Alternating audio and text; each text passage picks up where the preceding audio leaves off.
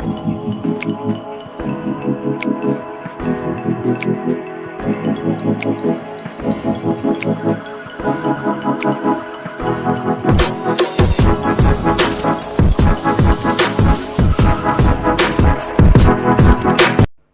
guys, kembali lagi bersama MA Channel, dan pada saat ini saya akan menampilkan tugas video kelompok kami. Oke, ikuti terus. Oke guys, kami dari kelompok 3 akan mempresentasikan video kami yang dari MK Manajemen Biaya oleh Encik Victoria N untuk SE MSI. Cekidot. Pengertian manajemen biaya. Manajemen biaya adalah proses menemukan dan melaksanakan suatu proyek atau pekerjaan dengan cara yang benar. Proses tersebut mencakup perencanaan, anggaran, estimasi, pendanaan, pengelolaan, pengendalian, dan perbandingan antar biaya sehingga pekerjaan dapat selesai dalam waktu maupun anggaran yang ditetapkan. Berikutnya, fungsi manajemen. Ada 4 fungsi manajemen. Yang pertama, untuk mengidentifikasi biaya kegiatan suatu perusahaan. Kedua, berguna dalam mendapatkan informasi tingkat efisiensi, aktivitas, serta nilai finansial pada kegiatan bisnis. Ketiga, untuk menyempurnakan performa perusahaan di masa depan. Keempat, agar bisa mencapai 3 fungsi manajemen biaya di atas secara bersamaan dalam suatu lingkungan yang mengalami perubahan teknologi. Berikutnya ada manajemen biaya yang dibutuhkan untuk tiap-tiap fungsi dari keempat fungsi manajemen. Yang pertama ada manajemen strategis, kedua perencanaan dan pengambilan keputusan, ketiga pengendalian manajemen dan operasional, keempat penyusunan laporan keuangan. Selanjutnya saya akan membahas tentang objek biaya dan cost driver. Objek biaya merupakan suatu aktivitas di mana biaya diakumulasikan. Berikut ada 4 jenis objek, yaitu sebagai berikut. Yang pertama, produk atau kelompok produk yang saling berhubungan. Yang kedua, jasa. Ketiga, departemen, yaitu departemen teknik dan departemen sumber daya manusia. Yang keempat, proyek, seperti proyek penelitian, promosi pemasaran, atau usaha jasa komunitas. Kemudian ada cost driver. Jadi cost driver merupakan faktor-faktor yang mempunyai efek terhadap perubahan level biaya total untuk suatu objek biaya.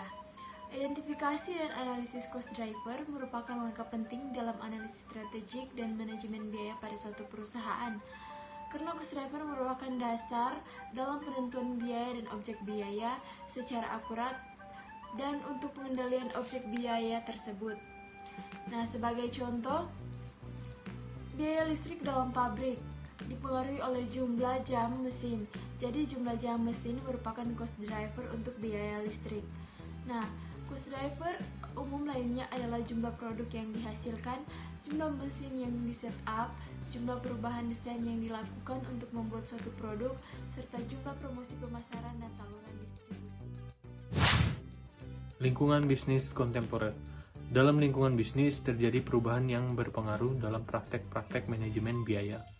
Perubahan tersebut diuraikan menjadi beberapa bagian. Yang pertama, lingkungan bisnis global. Yang kedua, kecanggihan teknologi produksi dan pemanufakturan. Yang ketiga, fokus pada pelanggan. Yang keempat, penggunaan teknologi informasi, internet, dan manajemen sumber daya perusahaan. Yang kelima, organisasi manajemen. Dan yang keenam, pertimbangan-pertimbangan sosial, politik, dan budaya. Berikut ini saya akan menjelaskan fokus strategik manajemen biaya. Manajemen biaya tidak hanya terpaku pada ukuran keuangan, tetapi juga dapat mengidentifikasi ukuran lain yang dapat menentukan kesuksesan perusahaan. Berikut ini saya akan menjelaskan 4 tahap pengembangan sistem manajemen biaya menurut Robert Kaplan. Tahap yang pertama, sistem manajemen biaya adalah sistem pelaporan transaksi yang paling mendasar. Tahap yang kedua, sistem manajemen biaya berfokus pada pelaporan keuangan untuk pihak eksternal. Tahap yang ketiga, sistem manajemen biaya mulai menelusuri data operasional yang utama dan mengembangkannya menjadi informasi biaya yang lebih akurat dan relevan. Dan yang tahap yang terakhir, tahap yang keempat, yaitu informasi manajemen biaya yang relevan secara strategis merupakan bagian integral dari sistem. Yang berikutnya, teknik manajemen kontemporer yang terdiri dari beberapa teknik. Yang pertama, benchmarking, yaitu proses identifikasi faktor keberhasilan kritis atau critical success factor yang mempelajari tentang praktik-praktik terbaik yang pernah dilakukan oleh perusahaan lain dan kemudian mengimplementasikan perbaikan dalam proses perusahaan untuk kinerja yang sama dengan para pesaingnya. Yang kedua, Total Quality Management atau TQM, teknik manajemen yang mengembangkan kebijakan-kebijakan dan praktik-praktik untuk meyakinkan bahwa produk dan jasa perusahaan memenuhi harapan pelanggan. Berikutnya, C. Continuous Improvement, yaitu konsep Kaizen di Jepang yang dilakukan manajemen untuk melakukan perbaikan kualitas dan faktor-faktor keberhasilan kritis. D. Activity Based Costing, yaitu teknik manajemen untuk melakukan analisis aktivitas guna meningkatkan akurasi analisis biaya dengan memperbaiki cara penelusuran biaya ke objek biaya. E. Activity Based Management, yaitu teknik manajemen untuk melakukan analisis aktivitas guna meningkatkan pengendalian operasional dan pengendalian manajemen. Reengineering, teknik manajemen untuk melakukan rekayasa ulang fungsi organisasi dan manajemennya untuk menciptakan keunggulan kompetitif. Just-in-time system atau JIT adalah sistem manajemen produksi dan persediaan yang komprehensif di mana pembelian atau pemrosesan bahan baku dan bagian-bagian lainnya hanya dilakukan ketika dibutuhkan dan tepat pada saat akan digunakan pada setiap tahap proses produksi. Theory of Constraint atau TOC, strategi untuk membantu perusahaan secara efektif meningkatkan faktor keberhasilan kritis yang sangat penting seperti identifikasi dari eliminasi kesenjangan dalam proses produksi. Mass customization, teknik manajemen di mana pemasaran dan proses produksi dirancang sedemikian rupa sehingga dapat menangani meningkatnya variasi yang timbul dari pengiriman produk, pesanan, dan jasa kepada pelanggan. Kemudian J. Target Costing, teknik manajemen untuk melakukan reduksi biaya produk agar harga kompetitif dan perusahaan sudah mendapatkan laba yang diinginkan. K. Life Cycle Costing, teknik manajemen untuk mengidentifikasi dan memonitor biaya produk selama siklus hidup produk. L. Value Chain Analysis, adalah alat analisis yang digunakan perusahaan untuk mengidentifikasi langkah-langkah spesifik yang dibutuhkan untuk menyediakan barang atau jasa yang kompetitif bagi pelanggan. M. Balance Scorecard, teknik manajemen untuk melaporkan informasi strategik baik yang bersifat keuangan dan non-keuangan yang memberikan kontribusi terhadap keberhasilan kompetitif. Berikutnya, lingkungan profesi pada manajemen biaya. Pertama, organisasi profesional.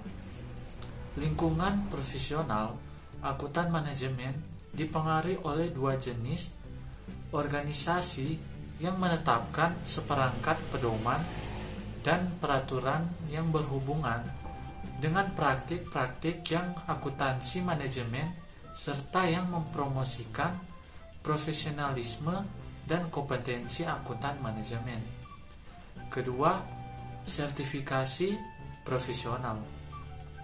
Peran dari program-program sertifikasi profesional adalah menyediakan ukuran yang jelas tentang kapabilitas akuntan manajemen dalam hal berpengalaman, pelatihan, dan kinerja.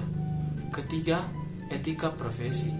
Etika profesi dapat disimpulkan sebagai komitmen akuntan manajemen untuk menyediakan layanan yang bermanfaat bagi pihak manajemen. Oke, terima kasih. Itulah presentasi dari kelompok kami. See you. Brother, it's caught in the crossfire. It's caught caught in the crossfire.